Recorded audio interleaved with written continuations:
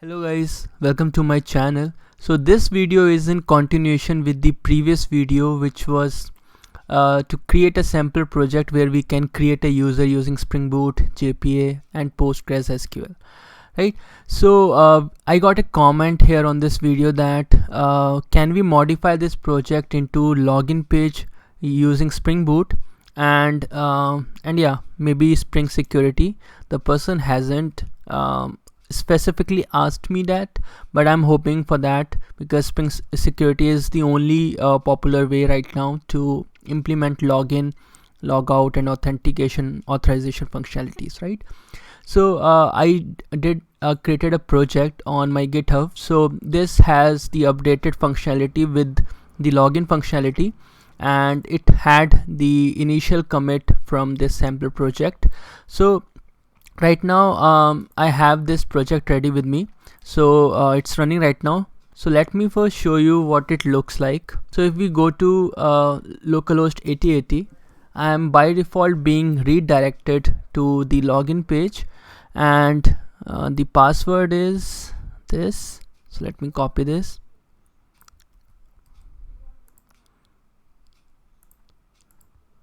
So if I try to log in, I get redirected to my create user page, right? So it means that I'm logged in and it's working fine.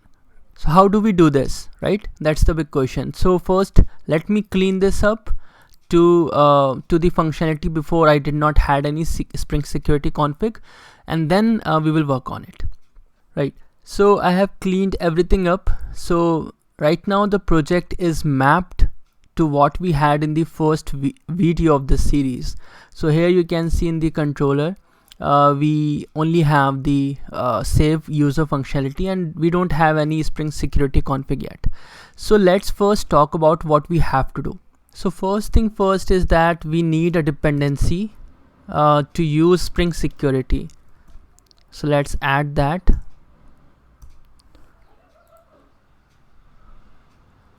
Right, now that we have it, we have one document page on creating a custom login form through our Spring official website. So this is just a simple representation of how we can create a sample login page, right? It's not a full-fledged, but it tells us all the steps that we have to follow through to start with. So here you can see that we have to configure HTTP security, and we have to override this configure method, right? So you can see this example that by default we have this functionality, which we by default use if we just override this configure, or if we don't override this configure, we have this functionality by default. So if you are aware about this, Spring Security provides us a default login page, which I can show right now. So we have the Spring Security added. So let's just restart this application.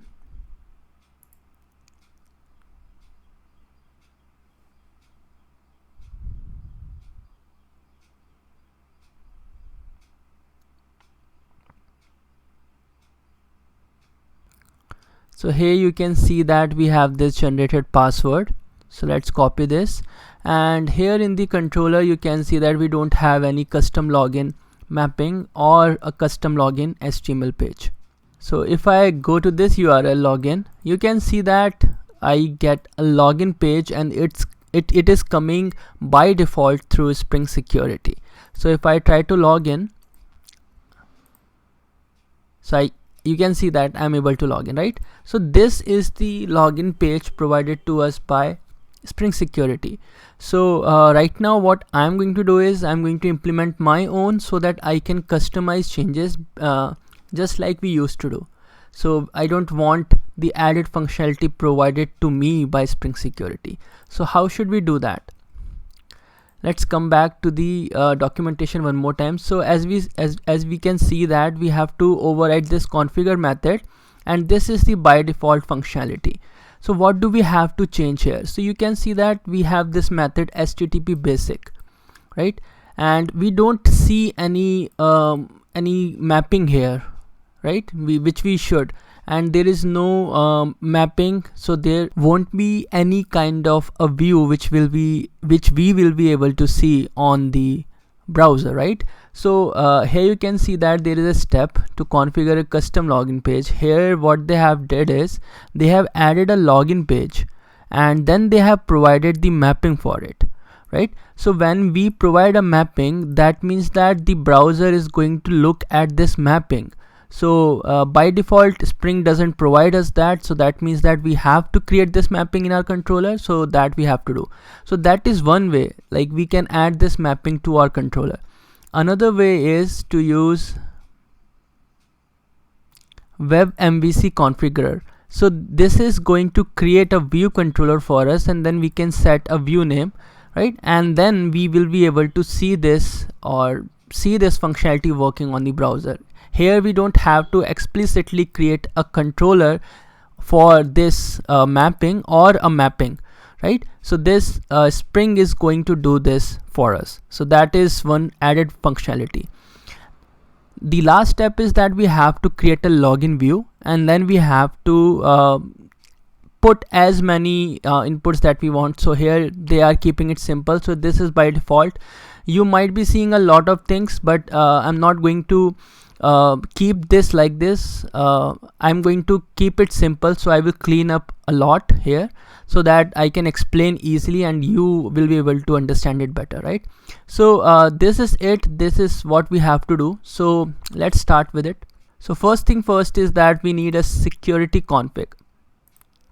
So what I'm going to do is I'm going to create a new package named security. Here I'm going to create a class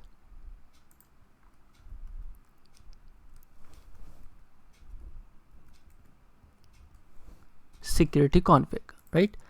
Now this needs to extend our web security configurer adapter, so that we will do.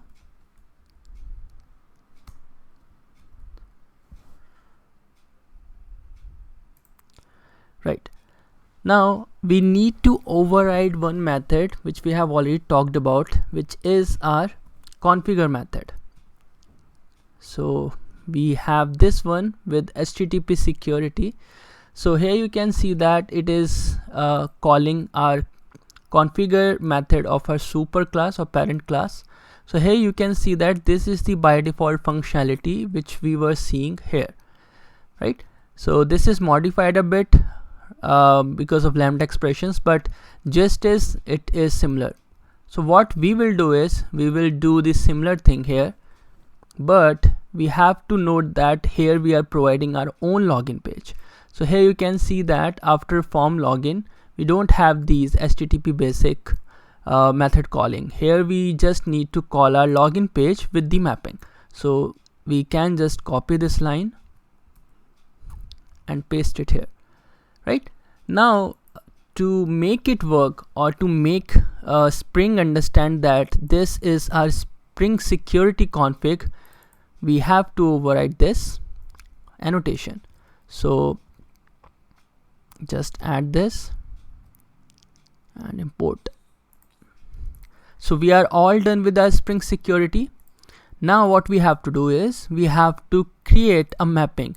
So I already have a controller here, as you can see. So I will just add the method.